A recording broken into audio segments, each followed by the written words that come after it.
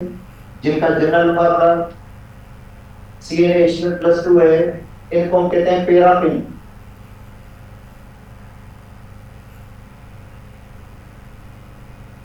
कल हमने पढ़ा था कि अल्केन जो है 1 से लेकर 4 तक गैसेस होते हैं, 5 से लेकर 17 तक लिक्विड्स होते हैं। मगर 5 की जब कार्बन की बात होती है, 5 कार्बन की जब हम बात करते हैं तो उनमें नॉर्मल पेंटेन वो लिक्विड में है, आइसोपेंटेन ये भी लिक्विड में है, मगर नियोपेंटेन गैस है। बेटा जो नियोपेंटेन होता है ना वो गैस वाली हालत में मिलेगा आपको नॉर्मल टेम्परेचर पे। और 18 से ज्यादा जिनमें कार्बन है, मतलब कार्बन 18 से 18 या उससे ज्यादा, वो क्या होंगे, वेक्स लाइक सॉलिड होंगे। दूसरी बात हमने की थी कल कि जो अल्केन्स हैं वो उनकी जो डेंसिटी है वो वाटर से कम होती है, वाटर से लेस डेंसर है। भले अल्केन सॉलिड फॉर्म में भी हो, क्या हो, फिर भी उनकी डेंसिटी वाटर से क्या होगी, कम होगी। अच्छा, वाटर की डेंसिटी कितनी है बेटा? 1 ग्राम पर सेंटीमीटर क्यूब। 1 ग्राम पर सेंटीमीटर क्यूब वाटर की डेंसिटी है, तो उनकी डेंसिटी वाटर से कम होगी। ठीक है। उसके बाद हमने बात की थी कि मेल्टिंग और शायद बॉइलिंग पॉइंट की बात नहीं की थी यहाँ इस क्लास में। अच्छा, तो अब जो आगे के बारे में है इनका मेल्टिंग पॉइंट और बॉइलिंग सोलिबिलिटी हो गई कि ये वाटर के अंदर इनसोल्युबल है, मगर सोल्युबल है ऑर्गेनिक सॉल्वेंट के अंदर, बेंजीन, कार्बन टेट्राक्लोराइड, ठीक है, टोलिन, जो ऑर्गेनिक सॉल्वेंट है इनके अंदर ये सोल्युबल है। अब आते हैं melting point and boiling point. शायद तीसरी है तो की प्रॉपर्टी थी।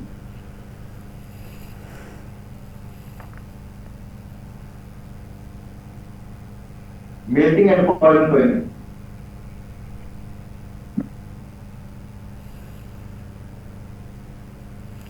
देखो मेल्टिंग पॉइंट और बॉइलिंग पॉइंट ये डायरेक्टली प्रोपोर्शनल है मॉलिक्यूलर मास के।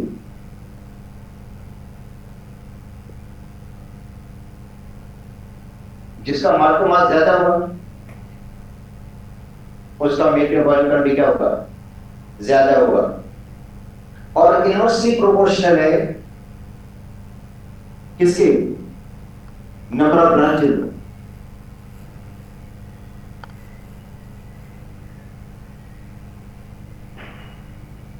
Number of branches. अच्छा, अगर उसके अंदर ब्रांचेस हैं तो बॉइलिंग पॉइंट क्या होगा, उसका कम होगा। जैसे मैं बता देता हूं, नॉर्मल पेंटन का ज्यादा है, आइसोपेंटेन का क्या है, कम है, क्योंकि ब्रांचेस के अंदर। नियोपेंटेन में 2 ब्रांचेस हैं तो बॉइलिंग पॉइंट क्या होगा। हालांकि मॉलिक्यूलर मास सेम है सबका। देखिए, normal pentane, isopentane, neopentane, molecular mass क्या है, सेम है। अगर मैं आपको ये बोल दूं कि भाई मेल्टिंग और बॉइलिंग पॉइंट डायरेक्टली प्रोपोर्शनल है मॉलिक्यूलर मास के, तो आप कहेंगे इनका मेल्टिंग और बॉइलिंग पॉइंट मॉलिक्यूलर मास तो सेम है, तो मेल्टिंग और बॉइलिंग पॉइंट भी क्या होगा, सेम होगा। अगर मॉलिक्यूलर मास सेम है तो हम किसको देखेंगे, ब्रांच जिसके अंदर ज्यादा होंगी उसका मतलब उसका मेल्टिंग और बॉइलिंग पॉइंट क्या होगा, कम होगा। मगर ये कंसेप्ट हर जगह सही नहीं होगा। ये तब सही रहेगा जब मॉलिक्यूलर मास क्या हो, सेम हो। सपोज करते हैं ये है बॉइलिंग पॉइंट के हिसाब से नॉर्मल पेंटेन,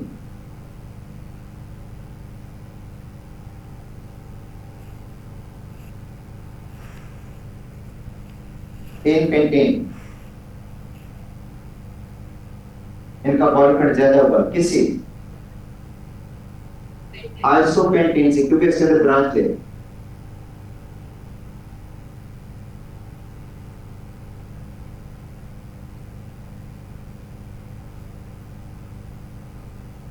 ठीक है, मॉलिक्यूलर मास है सबका, इसका मॉलिक्यूलर मास कितना है, पेंटेन का कितना होता है मॉलिक्यूलर मास, 72। कितना होता है याद है, नहीं 72। इसका कितना होगा, 72 होगा। मगर जिसके अंदर ब्रांचेस मतलब कम है उसका बॉइलिंग पॉइंट भी क्या है, ज्यादा है। उसके बाद है नियोपेंटेन। नियोपेंटेन आपको नॉर्मली किस में मिलेगा? गैस वाली हालत में मिलेगा।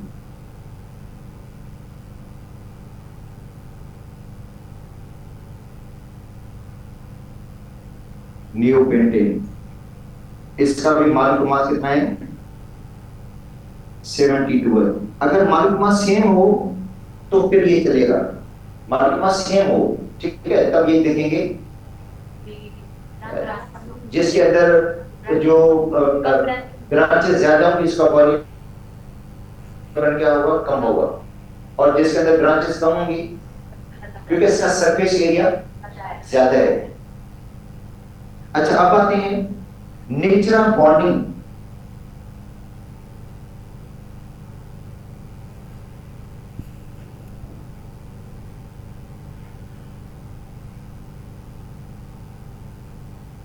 बॉन्डिंग की नेचर क्या हुई? अल्केन्स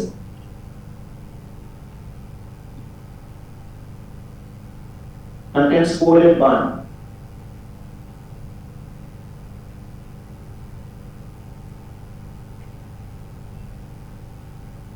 अल्केन के अंदर कौन से बॉन्ड होते हैं? कोवैलेंट बॉन्ड है। They are non polar,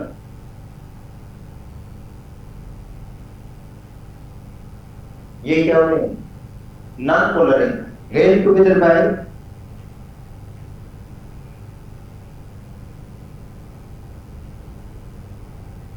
week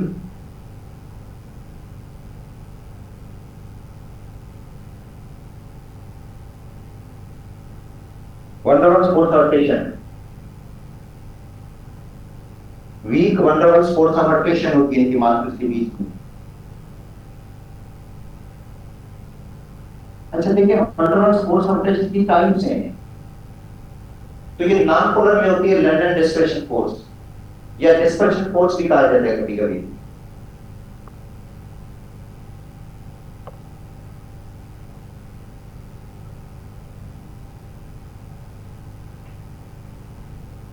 या इसको कहा जाता है इंस्टेंटेनियस डायपोल, इंड्यूस्ड डायपोल। क्या कहा जाता है? Instantaneous dipole, induced dipole. तो भी लिखा था इंड्यूस्ड डायपोल फोर्स।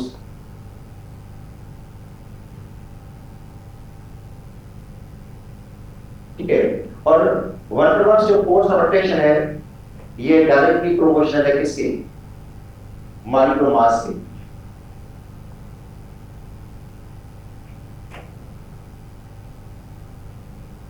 या लंडन डिस्पर्शन फोर्स जो है बढ़ेगी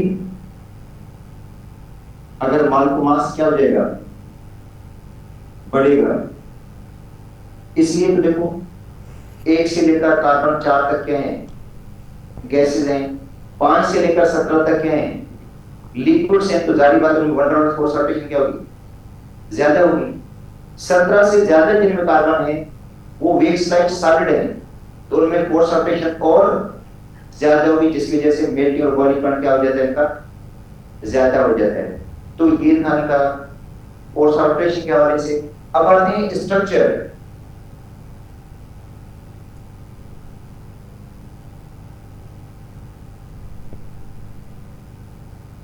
अच्छा, कार्बन ऑफ अल्केन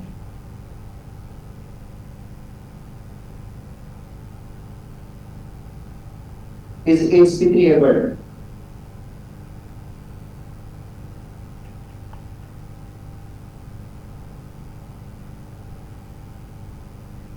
अल्केन में जो कार्बन होता है वो sp3 hybrid होता है। ठीक है, टेट्राहेड्रल है।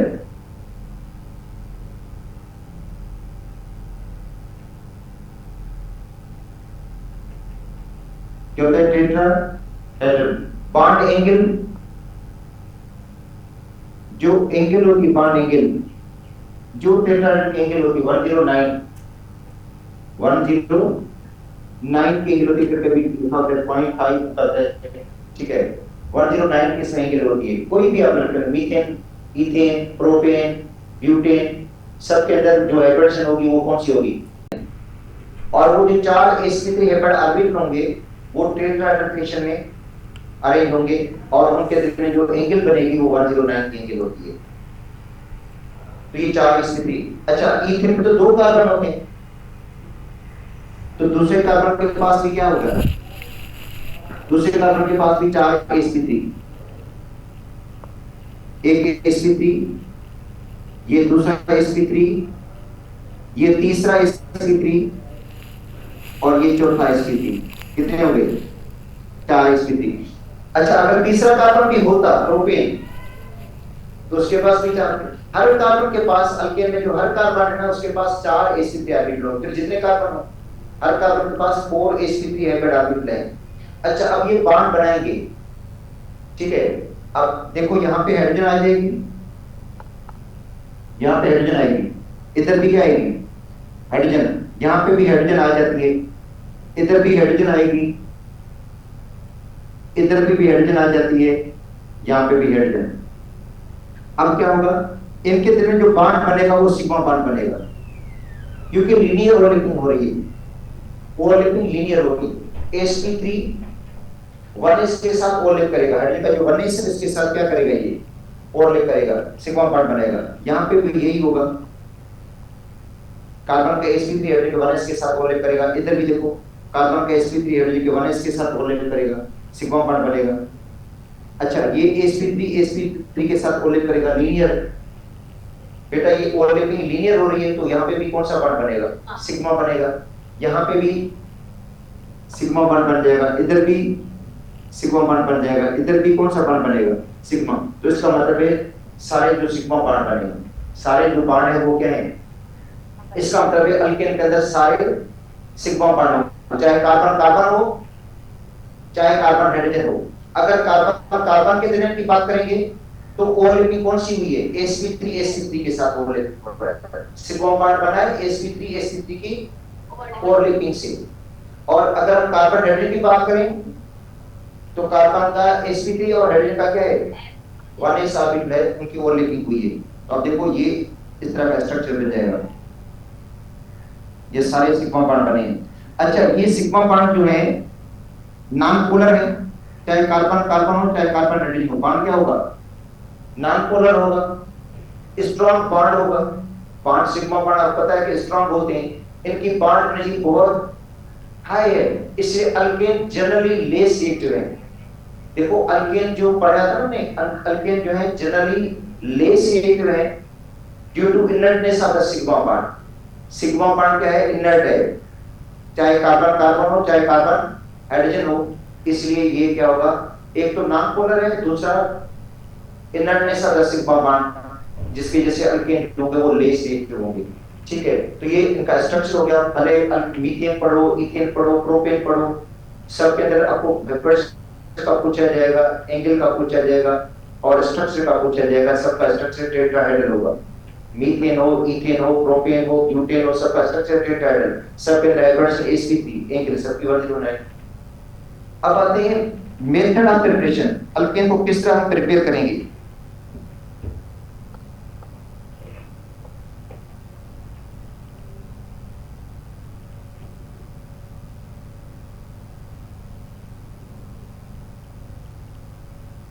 अच्छा, मेथड ऑफ प्रिपरेशन में बात करता हूं तो हमारी नई किताब जो अभी चेंज हुई है उसमें अल्केन की मेथड ऑफ प्रिपरेशन नहीं है, पुरानी बुक में है, तो इसलिए हम पढ़ लेते हैं, कहीं पीएमसी वालों को पुरानी बुक ना हाथ आ जाए, अगर उधर से पेपर बन गया तो इसका मतलब है फिर मसला हो जाएगा, इसलिए हम पढ़ लेते हैं इसकी प्रिपरेशन। और वैसे भी अगर ना भी पढ़ी ना तो वैसे आगे कुछ ऐसे रिएक्शंस हैं जिसका अल्केन बन जाता है, समझे, आगे पढ़ लोगे, इसलिए अच्छा कि अभी सिस्टमेटिक वे में पढ़ लो ताकि आगे आपको डिफिकल्टी नहीं होगी। नंबर 1, देखो ये पुरानी बुक के हिसाब से मैं पढ़ा रहा हूं आप लोगों को कि पुरानी बुक में मीथेन भी है और इथेन भी है, दोनों की प्रिपरेशन है, तो दोनों की साथ में पढ़ा लेता हूं। तो नंबर 1, बाय डीकार्बोक्सिलेशन,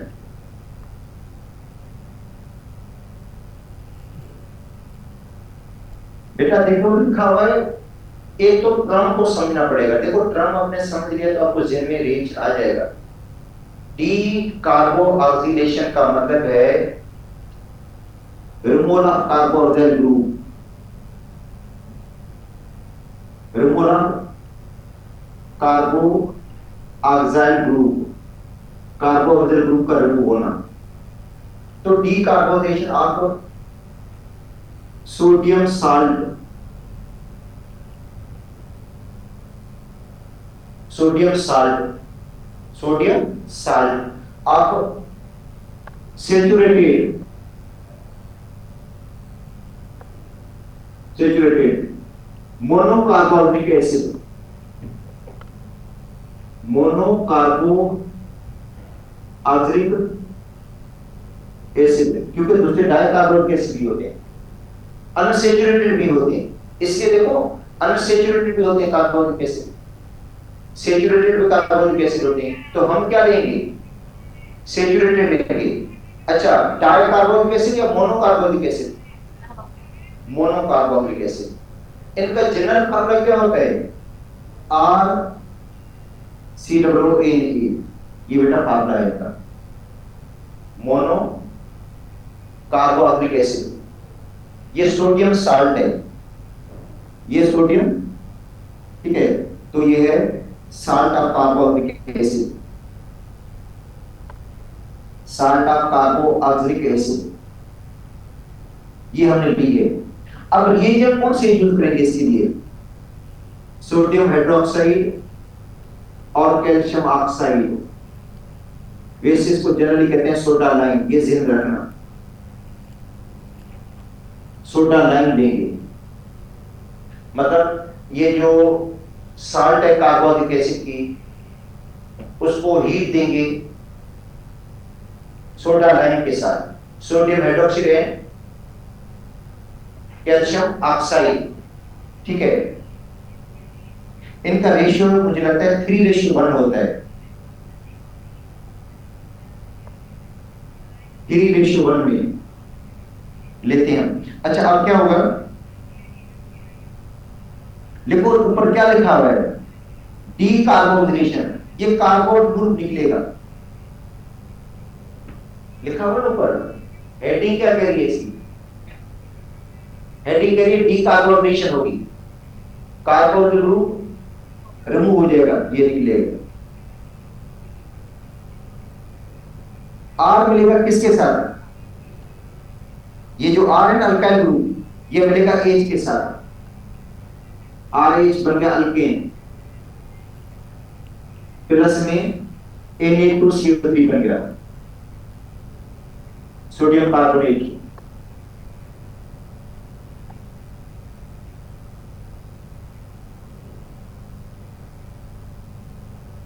सोडियम, अच्छा अब हम लेते हैं सोडियम एसीटेट, एसिटिक एसिड की साल्ट है ये बेटा एसिटिक एसिड की क्या है? साल्ट है, सोडियम एसीटेट।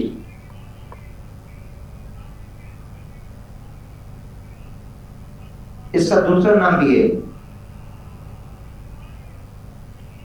Sodium ethanoate. किसके साथ हीट देंगे? सोडा लाइम के साथ। अब मैं फार्मूला लिख रहा हूं, बाकी नाम ऊपर लिख दिया है मैंने, अब दोबारा हर बार नाम नहीं लिखूंगा, उसमें भी टाइम चला जाता है, ठीक है। अच्छा, तो सोडा लाइम के साथ इसको हम हीट देंगे, क्या होगा? डी कार्बोक्सिलेशन, ये कार्बोक्सिल ग्रुप रिमूव करेंगे आप लोग, ये जो CH3 बनेगा H के साथ, CH4 मीथेन बन गया, प्लस Na2CO3 बन जाएगा, ठीक है।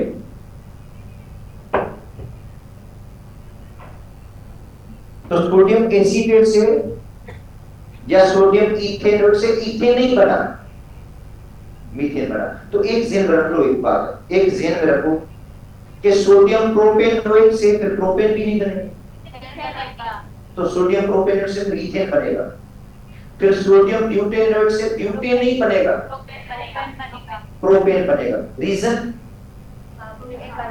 रीजन ये कि एक कार्बन जो है वो रिमूव हो जाता है in the form of carbon dioxide पता चल जाए, ऐसा नहीं कि कंफ्यूज हो जाए वहां पे आप। अच्छा अब देखो मीथाइल आयोडाइड, हमारी बुक में ऐसे गिवन है, पुरानी किताब में methyl iodide plus nascent hydrogen, यह है नेसेंट हाइड्रोजन।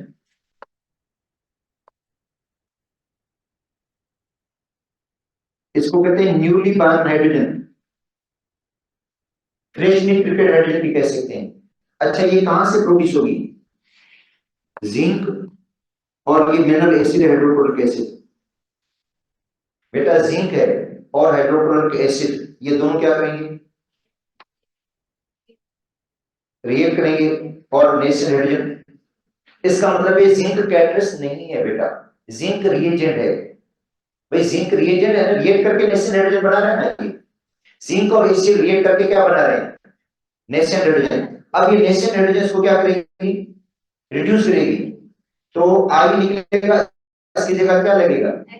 एच बन गया मीथेन,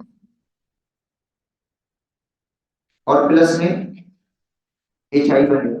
तो हमारी बुक में ऐसे गिवन है, बन तो मीथेन ही रहा है एक्चुअली, हमारा जो मेन मकसद था वो यही है कि मीथेन प्रिपेयर करना, बाकी बाकी तो बाय प्रोडक्ट है। तो पंजाब बुक में ऐसे है गिवन, और हमारी बुक में जो पुरानी किताब है उसमें इस तरह रिलेशन है। अच्छा फिर आते हैं इथाइल आयोडाइड लेते हैं, इथाइल आयोडाइड, इसकी भी क्या करते हैं? रिडक्शन करते हैं किसके साथ? Ethyl iodide. अच्छा इसके लिए रिएजेंट कौन से यूज करेंगे? बुक में मैं बताता हूँ जो बुक की बात है, ताकि आपको बुक पढ़ेगा तो आपको वही चीज मिलेगी बुक में। क्या लेंगे हम? जिंक, कॉपर, जिंक और कॉपर का मतलब ग्रास, वही पढ़ा है ना हम लोग ने, जिंक और कॉपर क्या है? ब्रास है ना, जिंक और कॉपर का अलग है ब्रास। अच्छा प्लस अल्कोहल,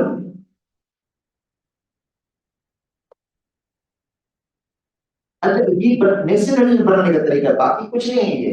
देखिए ये जो रिएजेंट है ना, जिंक और कॉपर और अल्कोहल, अल्कोहल जिंक के साथ रिएक्ट करेगा, अल्कोहल किसके साथ रिएक्ट करेगा?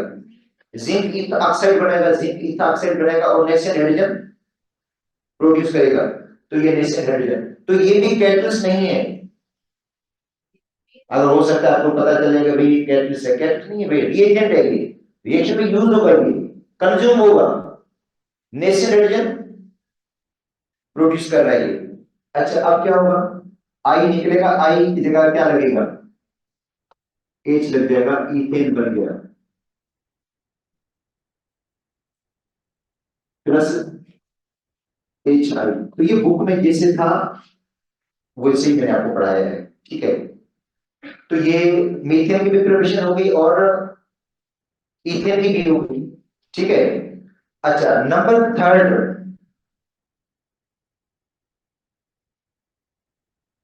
Bye hydrogenation of alkyne.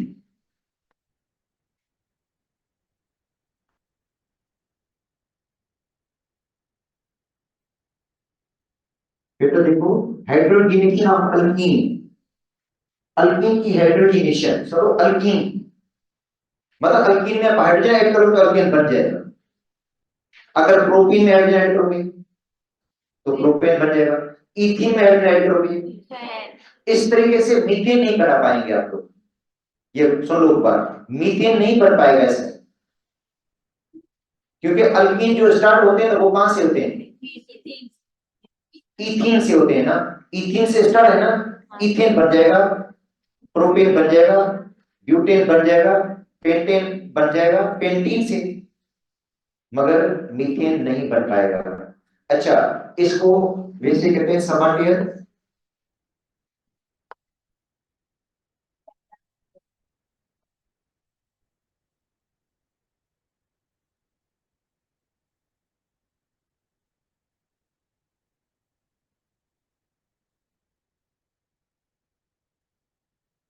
ठीक है।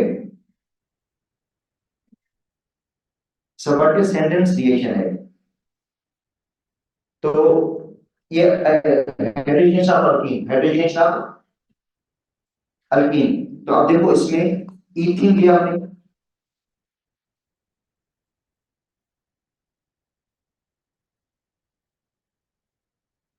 प्लस हाइड्रोजन ऐड किया हमने। कैटलिस्ट कौन से यूज करते हैं मैं बताता हूँ इसमें। कैटलिस्ट में सारे लिखवा देता हूँ जो इसके अंदर यूज होते हैं, मगर यूज जो करते हैं वो निकल यूज होता है। देखो निकल भी यूज होता है, प्लाटिनम भी यूज होता है, पैलेडियम भी यूज होता है, मगर प्लाटिनम और पैलेडियम को यूज नहीं किया जाता, एक्सपेंसिव है ये। अच्छा अगर इनको हम यूज करें तो रिएक्शन रूम टेम्परेचर भी हो जाएगा, हीट की जरूरत, निकल के लिए आपको हीट भी देनी पड़ेगी।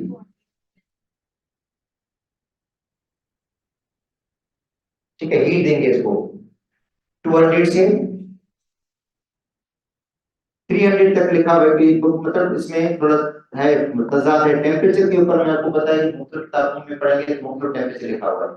ठीक है, इसमें थोड़ा कुछ है, मगर कैटलिस्ट जो अमूमन यूज किया जाता है वो निकल है, कॉमनली जो यूज करते हैं क्योंकि लेस एक्सपेंसिव है, वो ज्यादा एक्सपेंसिव है। तो अब क्या होगा, एक हाइड्रोजन के साथ लगेगी, एक इसके साथ,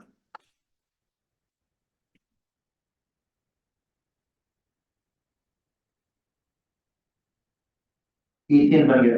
जनरली देखो, अगर जनरल रिएक्शन की लिखना चाहो आप लोग तो इसको जनरली आप ऐसे लिख सकते हैं।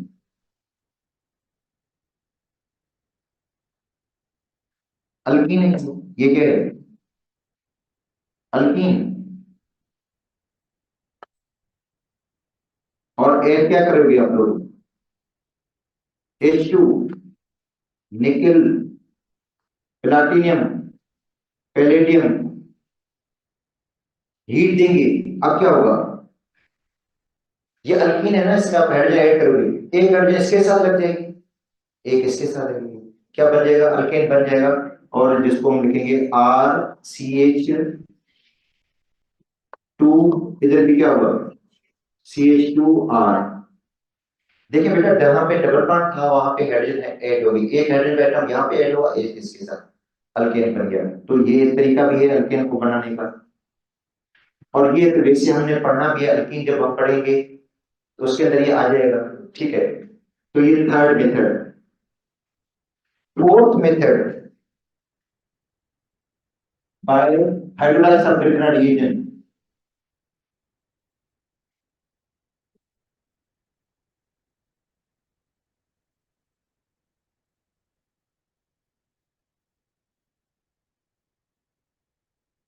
Bye hydrolysis of Grignard reagent.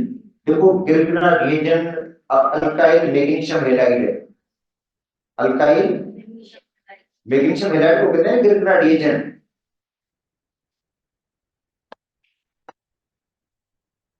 Alkyl magnesium halide, इसकी क्या करेंगे हम, हाइड्रोलाइसिस। तो RMgX, इसकी हम हाइड्रोलाइसिस करेंगे, H पॉजिटिव और OH नेगेटिव। और इसमें Mg के ऊपर क्या होते हैं, पॉजिटिव चार्ज, R के ऊपर। तो R न्यूक्लियोफाइल है। देखो गिरना रीजन के अंदर जो अल्काइल ग्रुप है वो क्या है, न्यूक्लियोफाइल है। ठीक है, न्यूक्लियोफाइल इलेक्ट्रोनेगेटिव आयन है, इलेक्ट्रो, ये अटैक करेगा इलेक्ट्रोफाइल पे। ये न्यूक्लियोफाइल है, अटैक किस पे करेगा, इलेक्ट्रोफाइल पे। तो बनेगा RH अल्केन प्लस MgX और OH। हाँ, अगर आपको अब बनाना चाहते हैं मीथेन तो आप लेंगे मिथाइल मैग्नीशियम आयोडाइड। देखो आप ले लो मिथाइल मैग्नीशियम आयोडाइड, क्या करेंगे आप लोग इसकी हाइड्रोलाइसिस करेंगे, H positive OH negative, Mg positive और सी पी के नेगेटिव है, तो मीथाइल किसके साथ कंबाइन होगा? एच के साथ बन जाएगा मीथेन, और बाकी जो बाय प्रोडक्ट होगा एमजीआई और ओच। अच्छा, अब लेंगे हम ethyl magnesium iodide,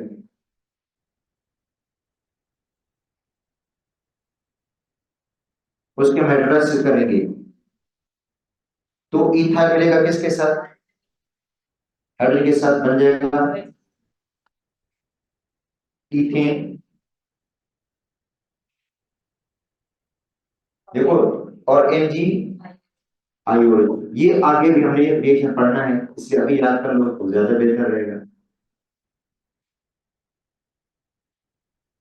number 5,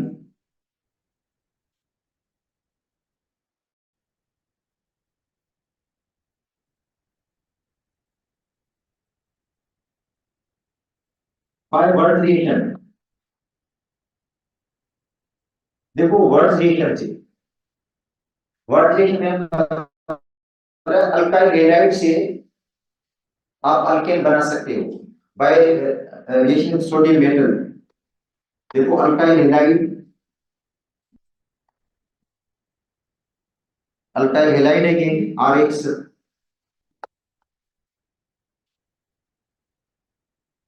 plus sodium metal, क्या लिया हमने? Sodium metal. देखो ये सारे रिएक्शन याद करने पड़ेंगे कि वर्ड रिएक्शन में क्या यूज होता है। अल्काइल हैलाइड को हीट देते हैं किसके साथ? सोडियम मेटल के साथ। ईथर सॉल्वेंट है,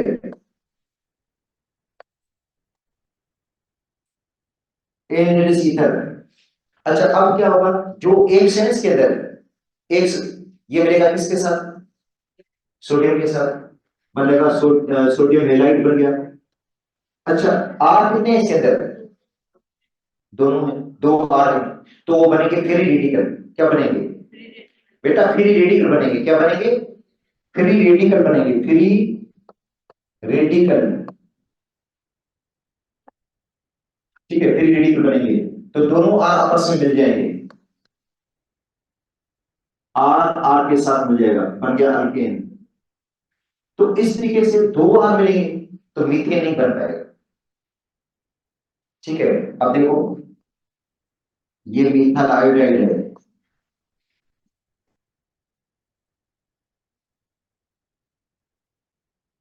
प्लस सोडियम मेटल,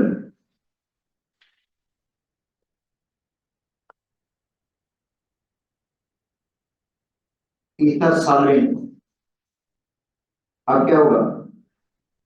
पहले भी बता देता हूं कि आई मिलेगा किसके साथ? तो सोडियम आयोडाइड बन गया, और दोनों मिथाइल के मात्र आपस में मिलकर क्या बना लेंगे?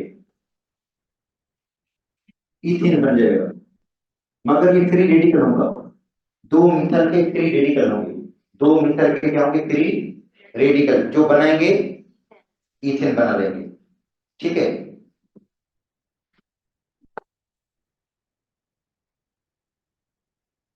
ये है B are,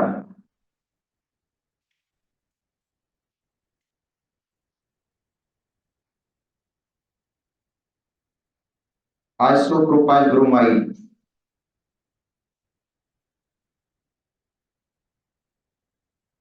plus sodium metal,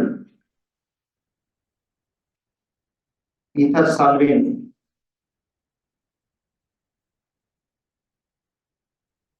क्या बनेगा?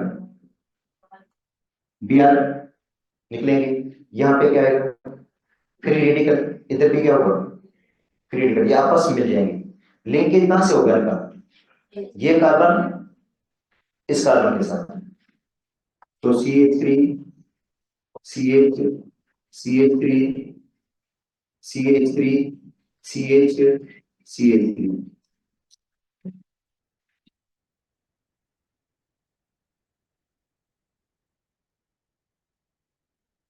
अच्छा, अब इसका नाम हो जाएगा 1 2 3 4 2 3 डाई मिथाइल ब्यूटेन ये बना, और प्लस 2 NaBr। ठीक है, QSP नहीं है